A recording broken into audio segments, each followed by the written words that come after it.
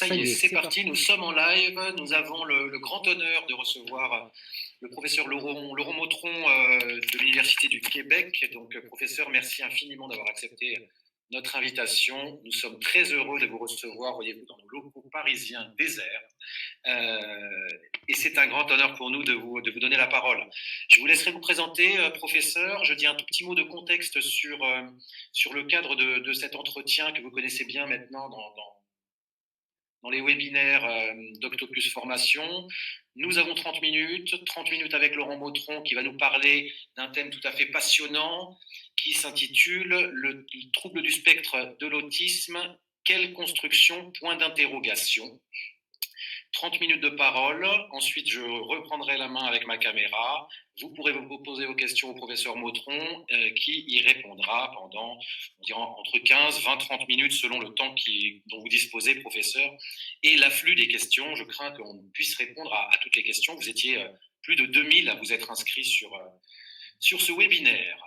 Vous avez un chat sur votre droite qui est consacré à des questions. On vous invite toujours à vous positionner dans ce chat comme si vous étiez en présence physique, c'est-à-dire avec parcimonie, courtoisie et rigueur. Et je vous conseille à titre personnel d'attendre à la fin des applaudissements virtuels au terme du webinaire pour poser vos questions. Sinon, vos questions vont remonter dans le haut du chat et on ne pourra pas y accéder.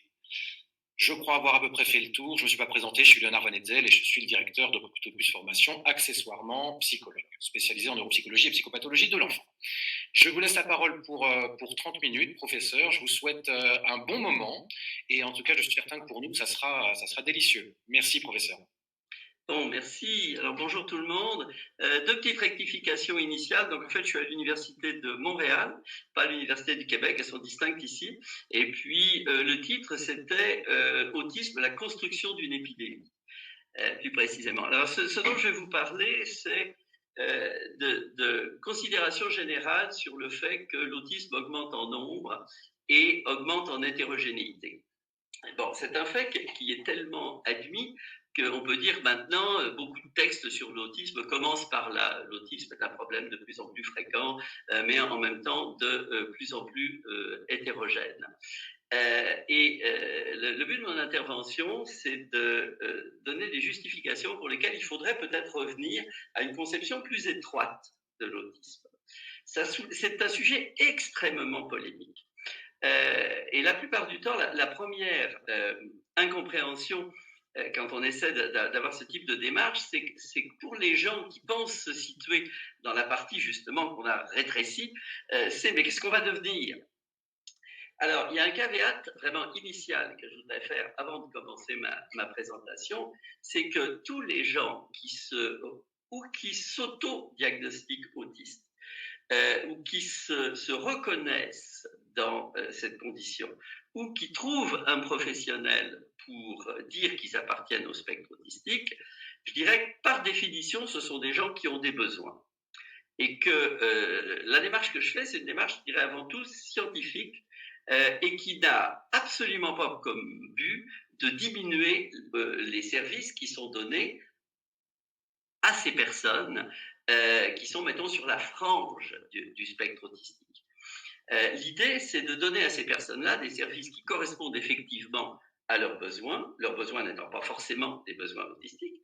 Et puis, aussi, au niveau scientifique, c'est un problème un petit peu différent, c'est celui de savoir, quand on est à différents endroits du spectre autistique, est-ce que ce que l'on dit, ce que l'on apprend pour une partie du spectre, vaut pour l'autre. Autrement dit, est-ce que les différents composants de ce spectre hétérogène sont informatifs l'un pour l'autre? Est-ce que la science que l'on fait sur des autistes qui parlent, elle est vraiment à ce point-là informative et aidante pour comprendre ceux qui ne parlent pas?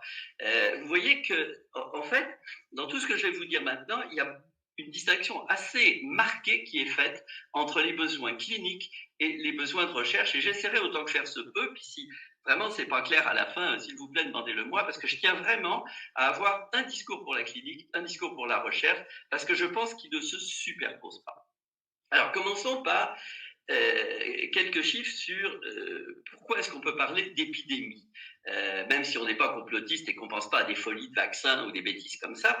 Pourquoi est-ce qu'on parle d'épidémie? Parce que les chiffres d'autistes dans les services publics, les services qui les comptent pour savoir combien d'argent on y consacre au niveau de l'État, les épidémiologistes des différents pays avancés, avancent maintenant des chiffres qui sont à peu près 30 fois plus importants que le nombre d'autistes déclarés il y a une trentaine d'années. Et ça, c'est des chiffres qu'on trouve normalement dans les pathologies infectieuses. On est en plein dedans en ce moment. Donc, une augmentation de cette nature-là, c'est un problème en soi. C'est un problème si elle est vraie, c'est un problème si elle est fausse. Alors, il faut bien comprendre que dans un pays comme les États-Unis, qui est un petit peu toujours extrême sur ce côté-là, on avance maintenant des chiffres comme 2,5, 2,6% d'autisme. Donc, une personne sur 45, 48. Avec l'argent qui va avec les services qui va avec, c'est devenu un univers, une industrie. Des services sont organisés en fonction de ça. Et je ne pense pas être le seul, en tout cas parmi les scientifiques, on pense qu'il y a une espèce de dérive là-dedans qui est véritablement déraisonnable. Elle est à double face parce que peut-être que des gens vont penser que cette augmentation est associée à une augmentation de services pour les gens qui étaient justement, quand on est passé de 1 à 2%, eh ben, mettons ce deuxième pourcent sont peut-être des gens qui n'auraient pas eu de service avant puis qui ont des services maintenant. Mais cela ne veut pas dire que si ce deuxième pourcent, quand on passe de 1 à 2% de la population qui reçoit des services qui ont été modelés sur le 1% antérieur d'autistes plus conformes au prototype autistique, eh bien que les services qu'ils vont recevoir leur sont véritablement adéquats parce que cette épidémie a quelque chose de particulier, c'est que plus on augmente la prévalence, moins les gens que l'on inclut dans le spectre se ressemblent entre eux, premier point, et deuxièmement, ressemblent aux premiers que l'on a inclus dans la cohorte. Je vais recommencer ça parce que c'est vraiment important. Quand on parle de l'hétérogénéité du spectre autistique, elle est double. Elle est le fait que plus on augmente en prévalence, moins ceux de la fin ressemblent à ceux du début, moins les autistes de 2021 vont ressembler aux autistes de, mettons, 1980, mais également, si vous prenez tous les autistes de 2021, tous ceux qui s'appellent comme ça, ou qui reçoivent des services à ce nom-là, eh bien, moins ils se ressemblent entre eux. Vous avez donc une double hétérogénéité. Et on arrive ainsi à une sorte de catégorie qui va progressivement manger toutes les autres. C'est ce phénomène qui est bien connu, qui a surtout été étudié pour la déficience intellectuelle, de recodage, où des gens qui avaient initialement un premier diagnostic, celui par exemple de déficience, il va y en avoir de moins en moins, et puis la catégorie autistique va comme avaler des gens qui avaient initialement cet autre diagnostic. Alors, ça pose évidemment des problèmes de toutes sortes, des problèmes de nature de service et des problèmes de science. Et alors, un autre contresens qu'on pourrait faire, c'est de dire que le diagnostic se fait de mieux en mieux. Et ça, vous voyez ça marqué partout. Puis ça me semble, les gens qui racontent ça avec une belle assurance sont probablement, c'est-à-dire, il y a de plus en plus d'autistes parce qu'on est de plus en plus apte à les reconnaître. Ce qui voudrait dire que cette épidémie irait vers un toujours plus de vérité. Je pense que les gens qui disent ça le disent beaucoup trop vite et sans vraiment comprendre comment on fabrique un diagnostic d'autisme et comment on fabrique un instrument pour faire le diagnostic d'autisme. Le fait que l'on diagnostique de plus en plus d'autisme ne veut absolument pas dire que l'on les diagnostique de mieux en mieux. Pourquoi est-ce qu'on ne peut pas faire cette équivalence? Eh bien, tout simplement parce qu'on n'a pas de gold standard qui nous dirait que les différentes personnes que l'on inclut dans un diagnostic d'autisme le sont toutes au même titre. Quand on dit qu'il y a une épidémie, bon, c'est facile de prendre un exemple en ce moment.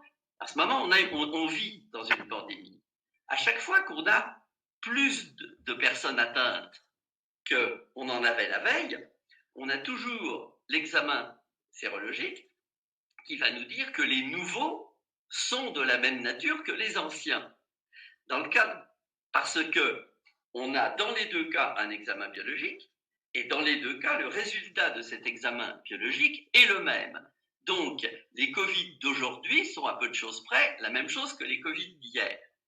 Par contre, dans le cas de l'autisme, comme on n'a pas de gold standard, on n'a pas une petite bandelette qu'on trempe dans le pipi pour dire bah, ça c'est un autiste, ça veut dire qu'on n'a aucune espèce d'assurance que les autistes d'aujourd'hui sont les mêmes que les autistes d'hier. Ils correspondent aux mêmes critères, mais ce qu'on appelle des critères ne vont pas épingler des caractéristiques biologiques ou comportementales telles qu'on puisse être certain que la personne appartient bien à ce à quoi on dit qu'elle appartient et que deux personnes qui y appartiennent au même titre. Ce que nous disent actuellement les outils diagnostiques, c'est que ce que j'appelle autiste en France, un Américain va aussi l'appeler autiste. Hein? Ça ne veut pas, absolument pas dire que ce sont les mêmes. On va prendre une analogie.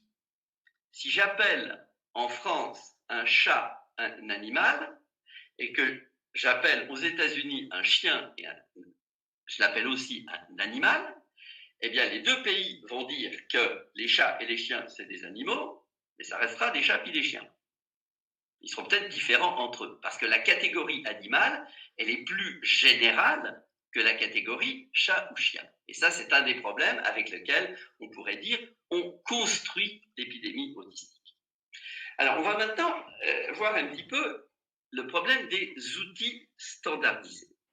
Les outils standardisés, vous savez, les fameux ADOS, ADI, on est passé d'un diagnostic qui se faisait de façon, disons, tout saisonniste, un petit peu subjective et informelle, je pense qu'il est autiste, on est passé à des critères que l'on a mis à plat et des critères qui ont été construits à partir de la description d'autiste qu'un gars avait reconnu, puis que d'autres gars avaient ensuite reconnu. On a essayé de faire des définitions des signes qu'avaient de commun les différentes personnes qui avaient été reconnues identiquement autistes. Et alors là, il se passe quelque chose de particulier avec ces critères. D'abord, il faudrait, tout le monde le sait, les DSM, ça change avec les années, et ça change des fois de façon absolument drastique.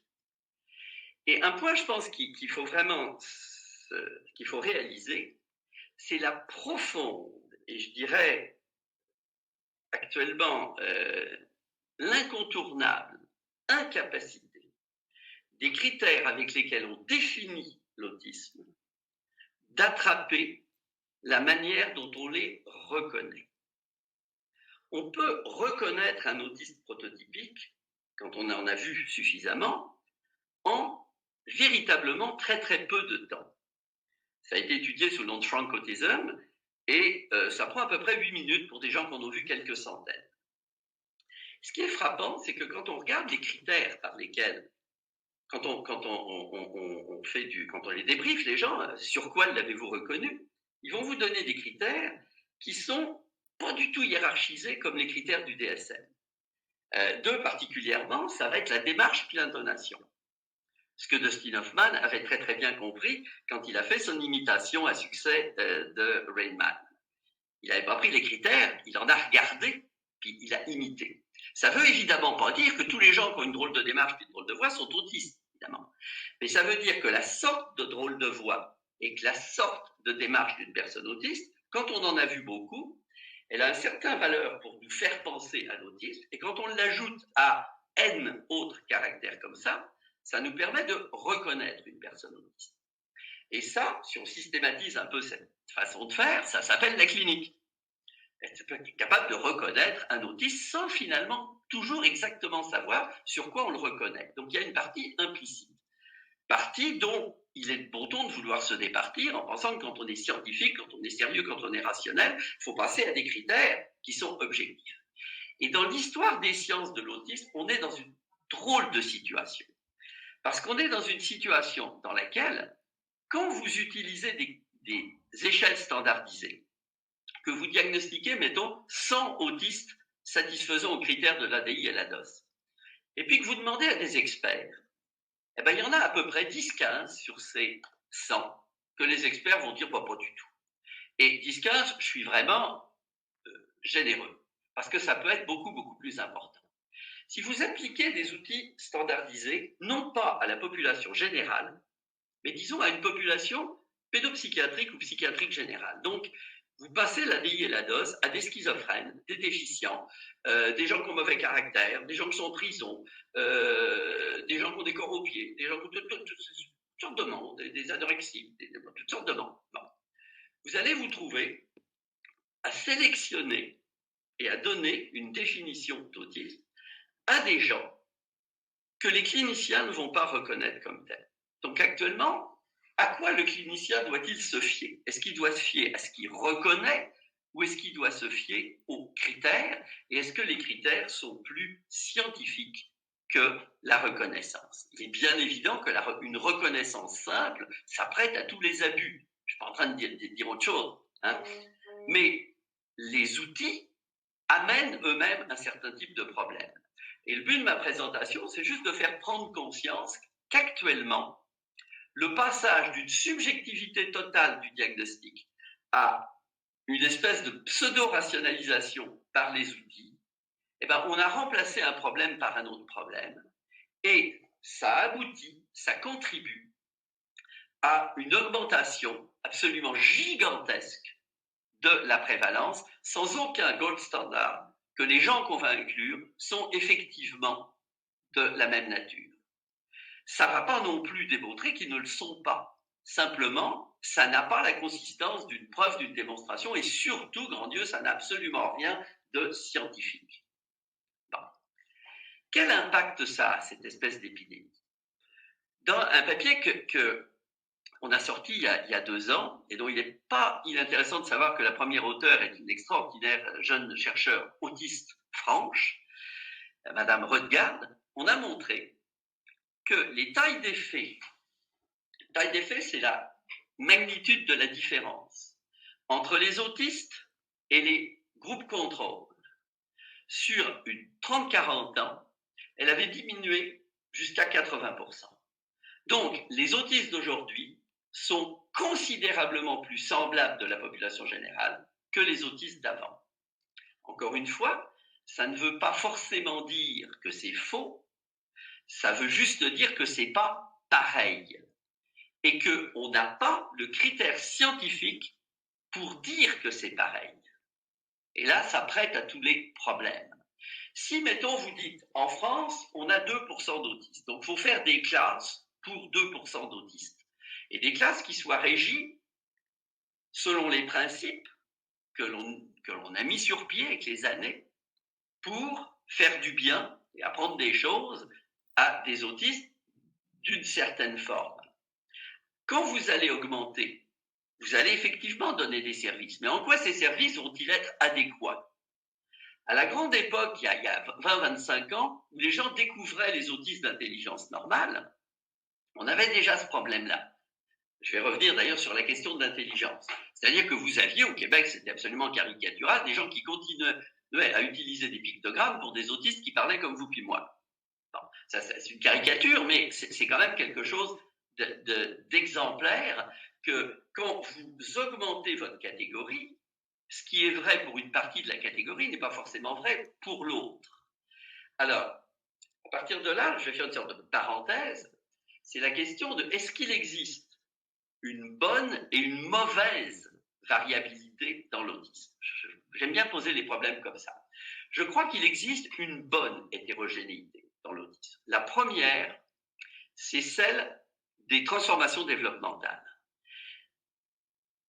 Un autiste prototypique, quand ça a 3 ans, ça ne parle pas. Quand ça a 4 ans, ça fait de l'écholalie, différé. Et quand ça a 7-8 ans, en fait, il y a 80% qui partent. Vous avez un certain trajet développemental, et quand ça a 20 ans, il y a toute une partie d'entre eux qu'on a bien du mal à reconnaître comme autistes si on n'a pas été capable de les voir petits. Par contre, si vous faites des critères qui cherchent à prendre les deux façons d'être, être autiste à 2-3 ans puis être autiste à 20 ans, si vous êtes obligé de diluer les critères de façon que la personne à 20 ans, telle qu'elle, soit considérée comme un autiste, eh bien à ce moment-là, vous allez englober énormément d'autres conditions psychiatriques qui, à 20 ans, sont peu distinguables. Ça signifie que si on veut augmenter la spécificité des critères, il faut avoir des notions de trajet développemental d'une certaine nature, parce que si on n'a pas cette notion-là, eh bien, on va finir par inclure n'importe où. Alors, ça, c'est une des hétérogénéités. L'autre hétérogénéité, qui me semble vraiment capitale, nous, c'est vraiment un domaine où on travaille énormément là-dessus à Montréal, c'est la question du langage. Je crois dur comme fer que le syndrome d'Asperger existe. Je pense par ailleurs qu'il a posé d'énormes problèmes de définition. Quand je dis que ça existe, c'est-à-dire qu'il existe un certain nombre de personnes très proches des autistes qui ont eu un retard de langage au niveau de leur socialisation et de leurs intérêts particuliers, mais qui ont accès au langage très très tôt au lieu d'y avoir accès très très tard. Ces personnes-là doivent à la fois être considérées comme des autistes de plein droit, on pourrait dire, c'est-à-dire que pour eux, il y a toute une partie de l'autisme prototypique qui s'applique, mais pas toute. Parce que c'est vraiment pas pareil pour une personne d'avoir eu accès au langage au tout début de sa vie versus à l'âge de 5 ans. Donc on a une autre hétérogénéité qui est celle du trajet langagier. Là aussi, c'est en incluant un certain parcours développemental avec les critères qu'on va augmenter leur spécificité. Donc, ça, ce serait la bonne hétérogénéité. La mauvaise, c'est celle qui est fabriquée par les critères du DSM. Je vais dire quelques mots sur ce qu'on appelle les critères polythétiques. Peut-être que vous n'êtes pas habitué à cette formulation-là. Dans les conditions, ça vaut en médecine physique aussi, où vous n'avez pas de critères pathognomoniques, de critères qui vous permettent de dire de la bandelette, qui vous permet de dire en oui ou non la personne a ou n'a pas telle condition. On utilise des critères polythétiques, c'est-à-dire qu'on fait une liste de tous les critères possibles, et puis on regarde au bout de combien de ces critères-là les gens se mettent d'accord entre eux. Et là, il y a aussi quelque chose à comprendre profondément. C'est que le critère de seuil, c'est un critère statistique à partir duquel les gens sont d'accord. Mais combien de fois va falloir dire que le fait que des gens soient d'accord sur quelque chose, ça ne veut pas dire que c'est vrai. Hein? Je pense que l'histoire et un peu de regard autour de soi nous apprend qu'un certain nombre d'erreurs, ou en tout cas de biais, choses comme ça, peuvent être collectifs. Et actuellement, l'autisme est un diagnostic par consensus. C'est le consensus qui tient lieu de vérité. On n'a pas autre chose.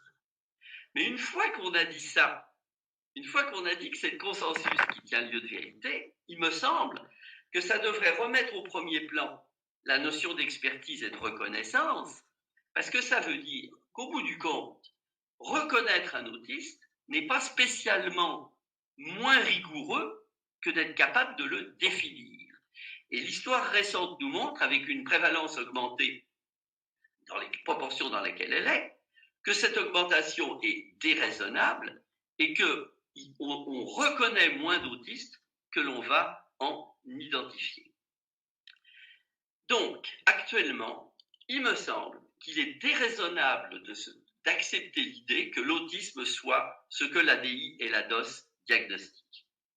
À la fois parce que, arrivé à un certain point de transformation développementale, surtout pour le sous-groupe Asperger, les gens vont négativer la DOS.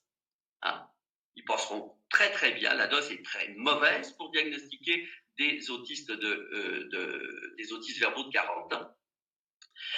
Et en même temps, parce que si vous prenez le seuil, eh ben vous allez avoir tous les tourettes qui vont entrer, tous les TDAH graves, tous les troubles d'attachement graves qui vont être positifs pour ces instruments. Mais attention, en disant ça, je suis absolument pas, et je sais que c'est récupéré quand j'essaie de dire des trucs comme ça va y avoir un escadron de psychanalystes qui vont dire ah bah ça veut dire que la clinique et la subjectivité, il n'y a que ça qui compte, etc. Et qu'on avait raison et qu'il fallait se méfier du DSM, etc. Je regrette, mais tous les gens qui sont en désaccord avec quelque chose ne sont pas forcément d'accord entre eux. Alors, au niveau maintenant des conséquences, mettons au niveau des services, je voudrais vraiment revenir là-dessus. Je pense vraiment que tous les gens qui travaillent en autisme devraient être des experts en autisme. Et être expert, au sens technique du terme, c'est pas savoir beaucoup, c'est avoir vu beaucoup, avoir rencontré beaucoup. Et dans la situation actuelle, on est en train de créer une pseudo-population qui fabrique une pseudo-expertise.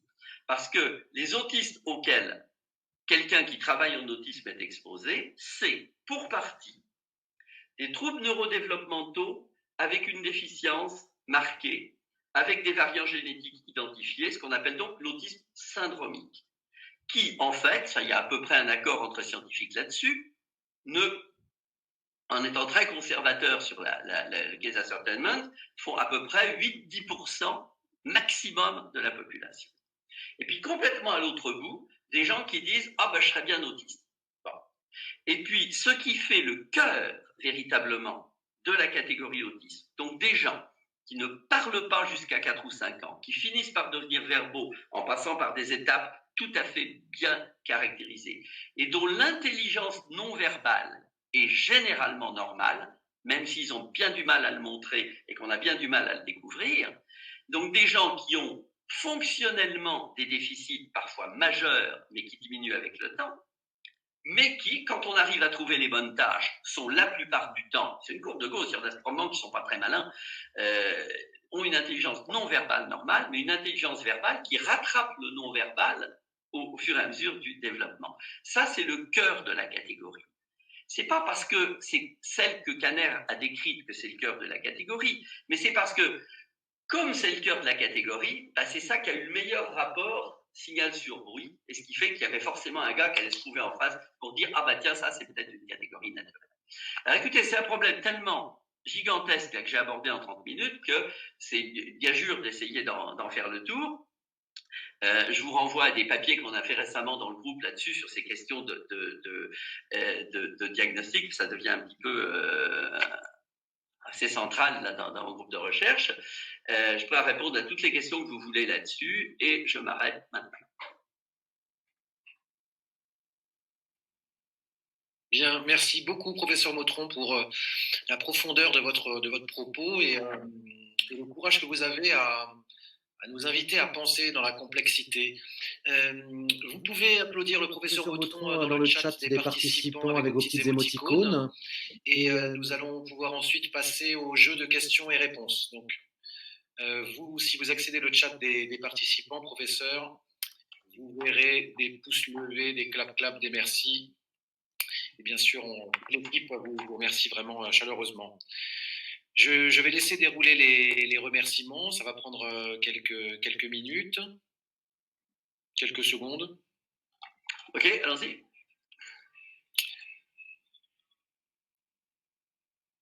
Très bien. Bon, jusqu'à présent, vous n'avez pas d'injure ni de menace de mort, professeur Motron. Tout va bien.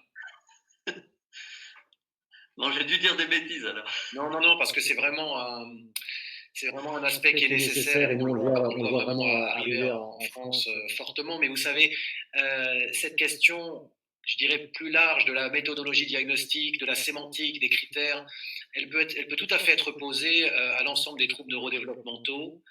Parce qu'on est sur une confusion sémantico-théorique qui pose des problèmes absolument considérables dans les parcours des enfants et des familles et qui est une condition, je pense, sine qua non de l'organisation de l'interdisciplinarité telle qu'elle se développe. Et on a énormément à faire à partir de cette sémantique, de ces critères, sur l'organisation de nos pratiques respectives. Voilà. Juste un point que je voudrais rajouter en vous écoutant, c'est que je crois qu'une des vraiment des nœuds dans lesquels on est, puis qui est objectivement quelque chose de... Il y a de quoi être paumé, je veux dire. C'est que la science est aussi dans le pétrin que la clinique. Et la tentation, quand on est dans le pétrin dans la clinique, c'est de dire la science va nous aider. Or, la science, actuellement, elle a vraiment des problèmes là-dessus. Elle a vraiment des problèmes parce qu'elle a ses propres biais. Hein, il y a un parallèle qui m'a saisi récemment, si on veut, parce que moi j'ai la chance d'être chercheur et clinicien, donc je n'ai pas vraiment de préférence comme il y a une position qui serait plus morale que l'autre. Mais schématiquement, quand on abuse un peu dans le diagnostic d'autisme, on a un alibi, c'est de créer des services. On va être vraiment, c'est de donner un service à quelqu'un. On va prendre vraiment le plus simple. Mais quand on est scientifique, quand on pousse sur l'intérêt relativement à la science de lier quelque chose à l'autisme, ça permet d'avoir des capitaux de recherche. Parce que dès que c'est relié à l'autisme, c'est mieux financé. Donc vous avez comme deux sortes de biais, et je vous dirais deux petites micro-malhonnêtetés de base dans la position du clinicien comme dans la position du chercheur. Et si on veut s'amputer de ces deux petites malhonnêtetés-là, ben, au début, on y perd énormément. Comme chercheur, on a moins de fonds. Comme clinicien, on ne sait pas ce qu'on va faire avec les enfants.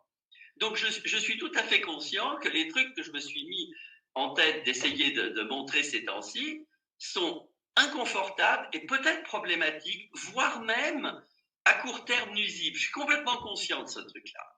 Mais je ne vois pas comment on peut faire autrement si on essaie d'aller vers une espèce de plus de vérité qui est quand même notre boulot. J'ai juste ce que je voulais rajouter. Allez-y. Oui, tout à fait. Alors, vous avez un remerciement malheureusement, là, ça a remonté, mais des étudiants autistes Asperger de je ne sais plus où. Par ailleurs, il y avait une question de Anne qui est passée, qui nous demandait que si vous pouviez donner une définition de l'autisme, tout simplement, professeur Moudron. Je sais. Justement, je dirais que je ne le peux pas. Mais par contre, je pense que je peux les reconnaître. Parce que ce que je peux dire au maximum, c'est ce que je dis aux parents quand je leur dis que leur enfant, quand j'annonce un diagnostic et qu'ils me demandent mais finalement c'est quoi, je leur dis ce sont des gens qui, si on les compare à une personne qui ne l'est pas, vont s'intéresser un petit peu moins aux gens et un petit peu plus à l'information et aux choses. Donc que si vous êtes comme ça, eux, ils vont peut-être être comme ça, entre l'information et les choses, et puis les gens. Mais que c'est tout sauf une définition explicative, c'est pour essayer d'être le plus neutre possible. Hein? Très bien. Merci. J'enchaîne avec une autre question de Sarah qui nous demande ce que vous pensez des diagnostics féminins qui augmentent. Que pensez-vous des femmes non diagnostiquées de 50 ans et plus? Alors oui, j'ai pas eu le temps d'en parler. Bon, là aussi, parce que c'est extrêmement véhément sur le web, ces affaires-là, c'est saignant. Bon, première chose, je veux dire que oui, il existe des trajectoires d'autistes qui deviennent invisibles. Ça, je tiens absolument à le dire, je n'ai jamais pensé contre ça. Mais je tiens à dire qu'ils deviennent. Et puis l'éditorial de Fourbonne là-dessus récemment va exactement dans le même sens. Il y a des transformations développementales, et d'ailleurs, ce n'est pas forcément vrai que chez les femmes. Hein, parce que c'est un peu décevant l'histoire de la différence autisme homme et femme. Vous avez, encore une fois, même un psychiatre expérimenté rencontrant un autiste verbal intelligent de 40 ans, dont les parents sont morts et qui ne peut pas faire l'anamnèse, peut avoir de la difficulté à l'identifier. Donc, oui, il existe des femmes qui deviennent difficiles à diagnostiquer. La question est plus problématique dans deux cas. Les cas où des gens n'ont jamais été considérés comme différents par leur entourage. Ça me pose un problème. Et puis des cas où il existe un diagnostic différentiel, alternatif, infiniment plus clair. Alors, aux États-Unis, en Amérique du Nord, on parle énormément des troubles de personnalité limite. Pourquoi? C'est une pathologie qui est bruyante, les troubles de personnalité limite, mais parce que dans le trouble de personnalité limite, vous avez une incertitude existentielle qui fait que les gens cherchent à savoir qui ils sont. Et c'est une condition qui est extrêmement souffrante, qui est dure pour les autres, mais qui est dure pour la personne aussi. Et il semble, écoutez, ça sort partout dans le monde, c'est absolument pas le fait de notre groupe, que l'autisme représente une tentation pour beaucoup de femmes, puisque c'est un diagnostic très genré, très présent sous une certaine forme chez les femmes, l'autisme est une tentation pour un certain nombre de femmes avec des troubles de personnalité limite qui sont alors très demandeuses de ce diagnostic-là. Et ça, c'est un problème parce qu'elles sont très exigeantes dans cette demande. Ça se traduit d'ailleurs souvent au tribunal, une poursuite, etc., parce que je n'ai pas eu le diagnostic que je voulais. Mais c'est une situation qui est plus bruyante que les autres, mais en fait peut-être un peu minoritaire en même temps.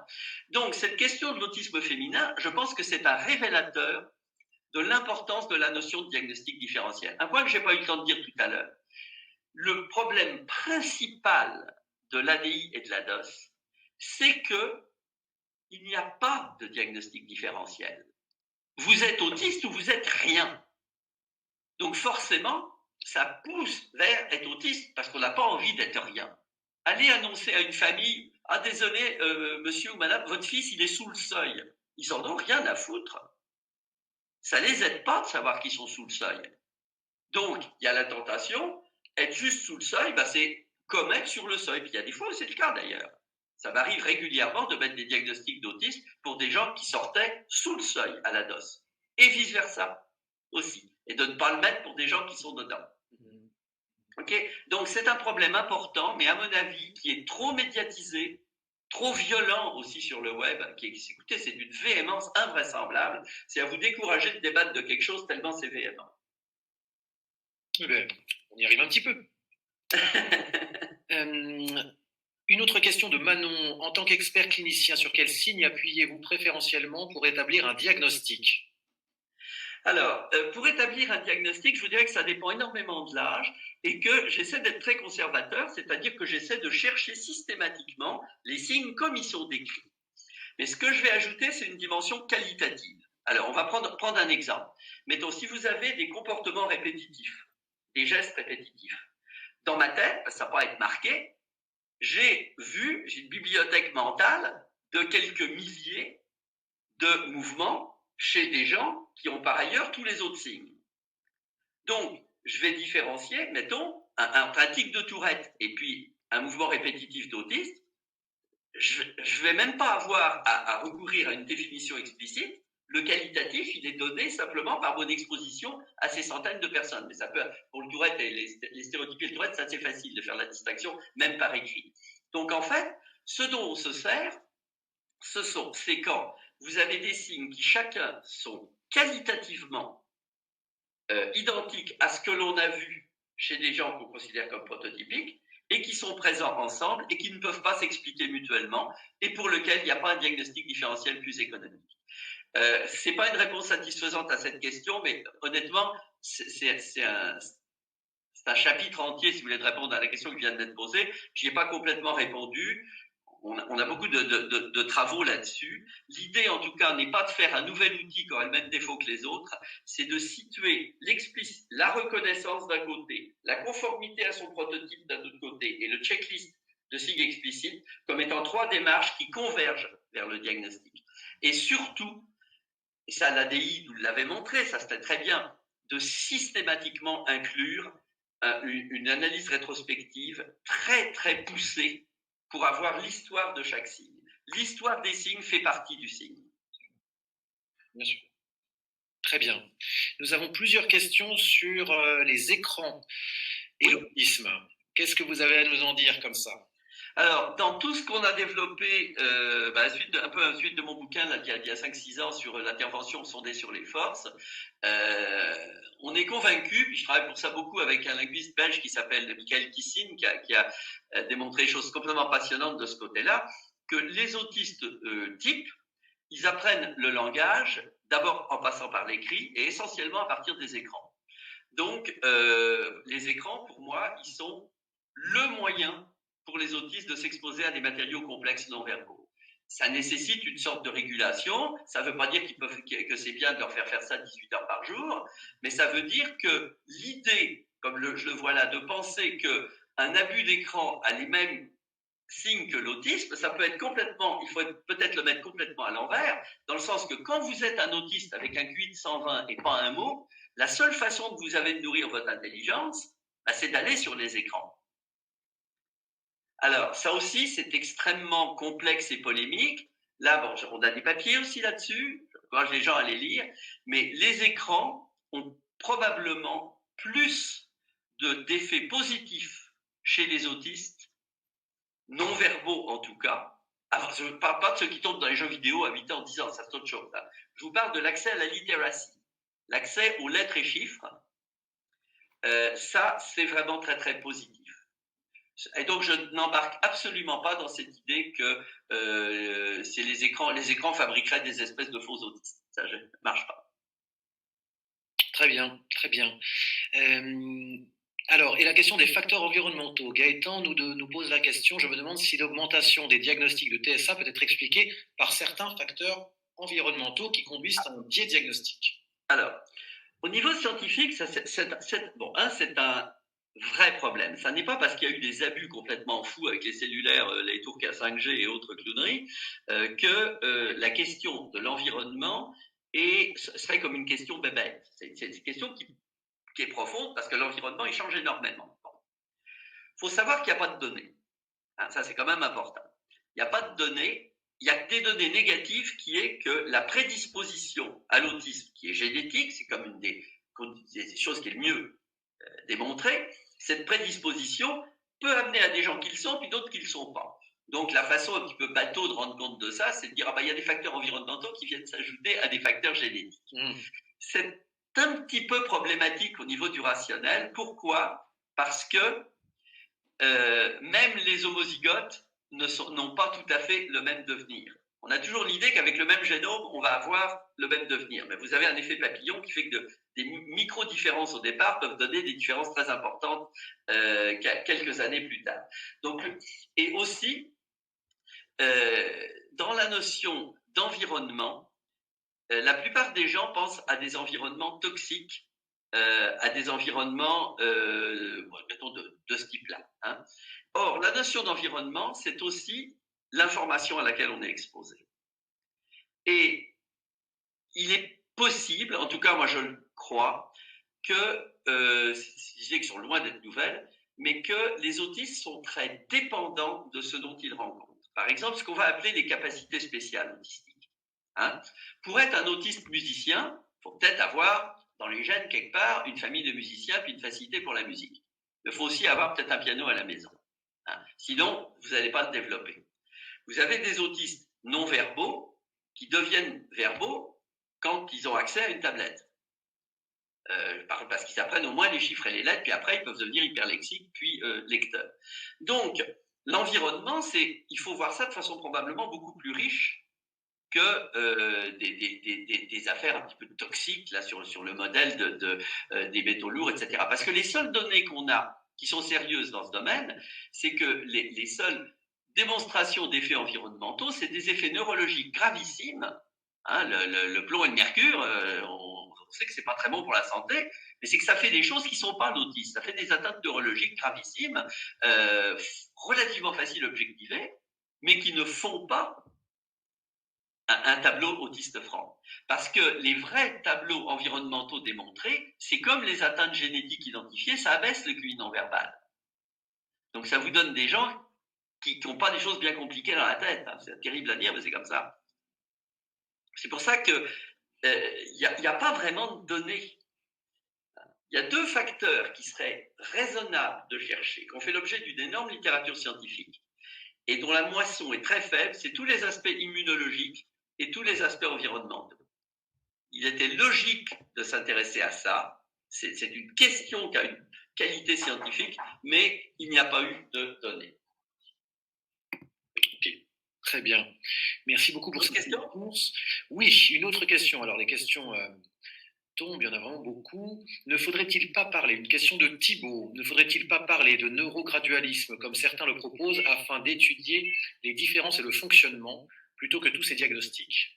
Alors, oui, ça, c'est un petit peu l'histoire du essence de Gilbert, ça.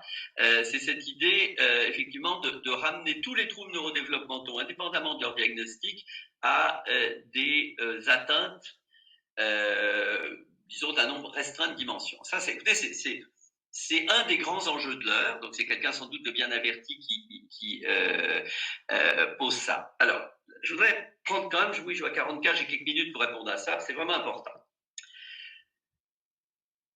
Il y a une notion qui s'appelle le pléiotropisme en génétique, qui est qu'avec la même atteinte génétique, vous allez pouvoir avoir des tableaux qui ne se ressemblent pas du tout.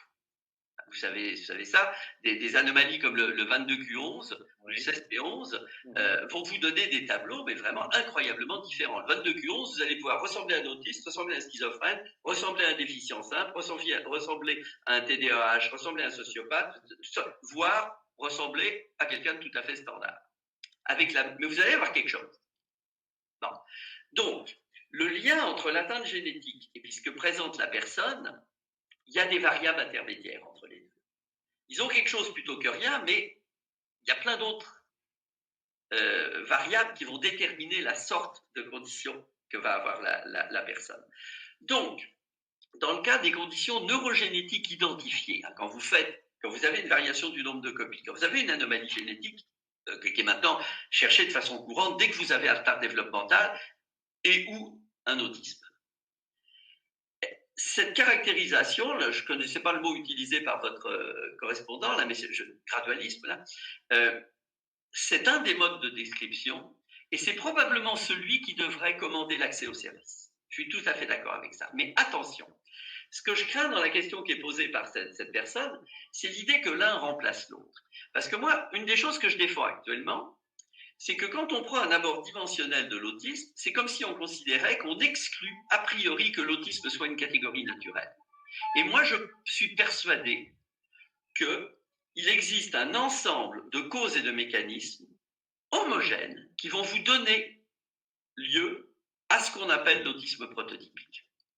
Parce qu'actuellement, on a réussi à éliminer beaucoup de choses, dont certaines dans le groupe de Jacquemont et les groupes de Montréal. Par exemple, on sait maintenant que les délétions, quand il vous manque un bout de chromosome, ça va essentiellement abaisser le QI, mais ça ne va pas vraiment ça va pas vous faire des bons autistes. Bon, on a déjà ôté toute une énorme quantité.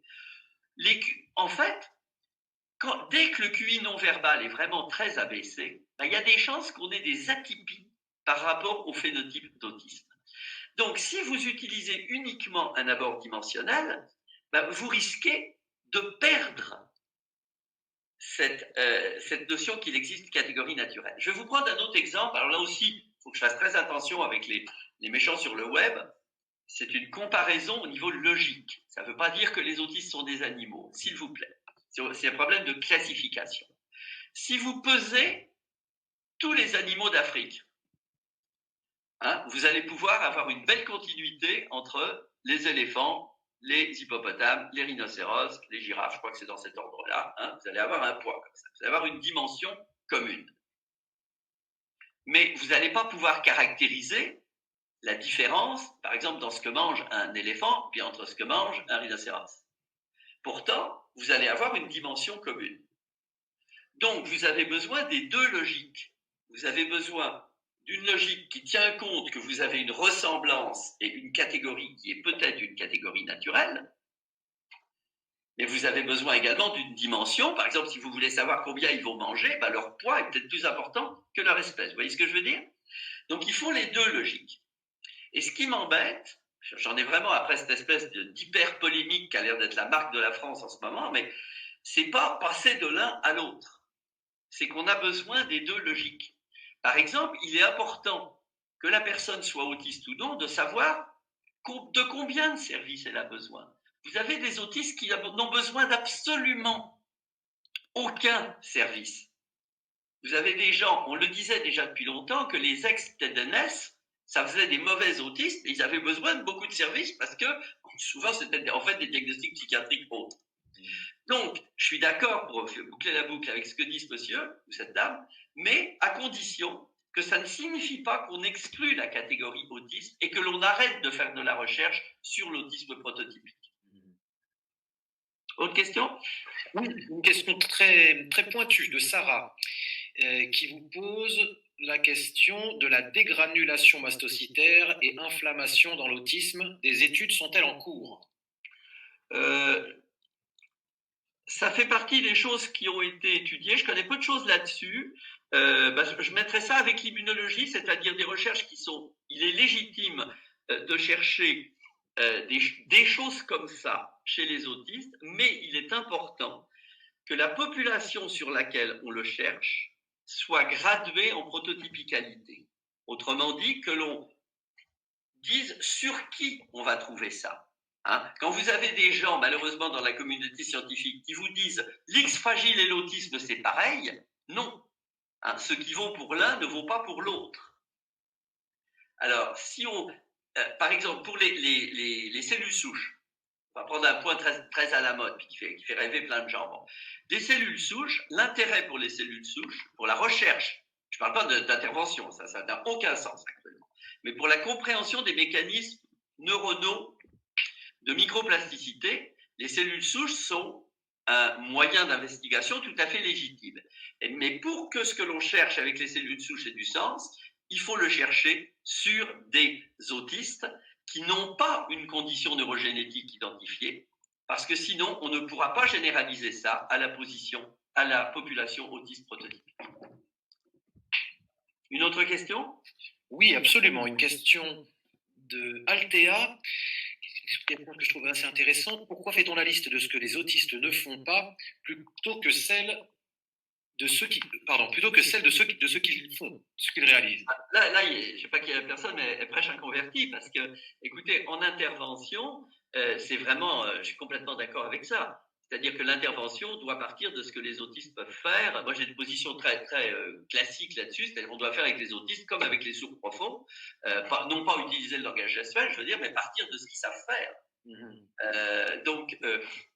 Et je dirais que ma position pour les écrans, elle vient de ça.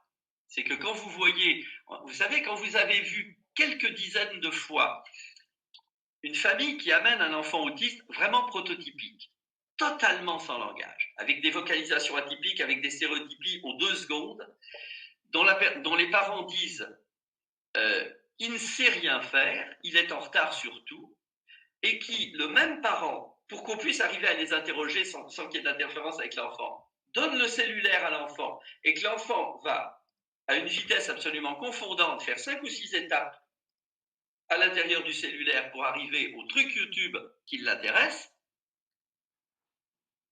là, on sait qu'il sait faire quelque chose. Et puis, on sait que les parents n'ont pas regardé leur enfant ou ont approximé son intelligence à partir d'une idée qui est peut-être, ou d'une observation qui est insuffisante. Donc, je suis complètement d'accord. Et je vous dirais même, une chercheure de mon groupe, la Claudine Jacques, a développé la situation de stimulation de Montréal, qui est une sorte d'anti-ADOS, dans lequel on met les enfants en présence que de choses qu'ils aiment bien. C'est complètement extraordinaire. L'enfant sort hilar, il a des explorations d'objets autant qu'un enfant typique, même s'il fait des stéréotypies, et ça donne une sémiologie vraiment très différente. On espère beaucoup de cet outil-là. Ce n'est pas un outil diagnostique, c'est un outil pour susciter des comportements et les quantifier et les mesurer, mais c'est vraiment tout à fait intéressant d'avoir ce raisonnement-là, je suis d'accord. Viviane nous fait remarquer que c'est tout à fait valable pour les autres troubles neurodéveloppementaux, voire pour l'enfant typique d'ailleurs. Est-ce qu'on va arrêter bientôt? Une dernière question? Ouais. Ok. On va vous demander de lire dans votre boule de cristal, professeur Motron. Oh, c'est mal parti. Bah écoutez, il va falloir faire un petit effort. Quelles sont les pistes de recherche appliquées du futur, de demain? Ben, je crois que ça suppose une refonte des cohortes et de faire de la recherche, de repartir en arrière et de faire de la recherche sur des populations moins nombreuses, mais plus ressemblantes entre elles. C'est-à-dire, nous, ce qu'on a commencé à Montréal à faire avec la cohorte Q1K, c'est au lieu de chercher des sous-groupes dans les 10 000 autistes qui sont accessibles avec ce diagnostic-là, on constitue a priori des sous-groupes, quitte à pas travailler sur tout le monde, avec des gens extrêmement ressemblants entre eux pour augmenter le rapport signal sur bruit. Et après, on va repasser dans ces groupes-là les résultats les plus solides, puis on va voir si nos tailles d'effet remontent. Je vous ai dit tout à l'heure que dans le papier de Eya Rodgard, les tailles d'effet diminuent de façon dramatique. Ce qu'on va voir, c'est est-ce que les tailles d'effet remontent. Autrement dit, est-ce que les pistes qu'on avait il y a 30 ans étaient les bonnes pistes quand on prend que des autistes qui ont des caractéristiques maximales. Un dernier point que je vais ajouter, c'est que je ne dis pas qu'il faut prendre des autistes plus sévères. Attention, ce n'est pas ça la question. C'est qu'il faut prendre des autistes qui se ressemblent plus entre eux et qui ressemblent plus à notre prototype d'autiste, parce que notre cerveau à nous, autiste ou pas autiste, il est extraordinairement bon pour faire des ressemblances par famille et pour identifier. Et qu'actuellement, on a le paradoxe qu'un expert qui a vu beaucoup, il est probablement en avance sur la science. Et à partir de là, je vous dirais, toutes les recherches sont légitimes, il faut qu'elles soient rationnelles, mais je pense qu'il y a beaucoup d'hypothèses qui tomberont par elles-mêmes. Parce qu'actuellement, je vais vous donner un exemple. Le lien entre autisme et épilepsie. Si vous pensez que tous les troubles neurodéveloppementaux avec des mutations identifiées sont des autistes syndromiques. La plupart d'entre eux sont épileptiques. Vous allez vous casser la tête à faire des modèles où être autiste et être épileptique, ça viendrait de la même cause. Si vous faites autrement, puis que vous dites non, il y a un groupe d'autistes très prototypiques qui ont à peine plus d'épilepsie que la population générale, même s'ils ont des phénotypes très marqués, vous n'allez pas chercher un modèle avec l'épilepsie. L'épilepsie, vous allez le chercher pour ces anomalies chromosomiques-là, ou ces apparitions de nombre de copies-là plutôt, et vous allez chercher un modèle dans lequel ça n'entre pas en ligne de compte. Donc votre science, elle va progresser en ne faisant pas des hypothèses inutiles. Est-ce qu'on peut s'arrêter là? Tout à fait. Vous nous redonneriez le nom de cette méthode qu'a développée votre collègue?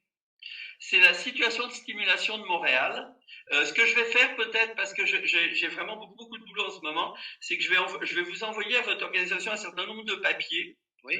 Pour que ce soit vous qui les diffusiez, parce qu'on publie tout en free access, donc ils sont tous, les gens peuvent y accéder facilement. Parfait, j'espère que le mot a été bien reçu par l'ensemble des participants. Donc, ok, merci de m'avoir donné cette occasion-là. Un grand merci, professeur Motron, c'était un super moment. On remercie tous les participants, on vous donne rendez-vous pour le prochain webinaire le 23 février à 18h. Ça sera Maria Elena Brianda, chercheuse de l'Université de Louvain, brillante sur le burn-out parental, et ça sera passionnant, 23 février 18h. On sait que Laurent Motron, bien sûr, participera. Bonne soirée à toutes et à tous. Restez connectés à Octopus Formation et on vous donnera plein de nouvelles surprises. Merci professeur Motron et bonne soirée à chacun. Au revoir.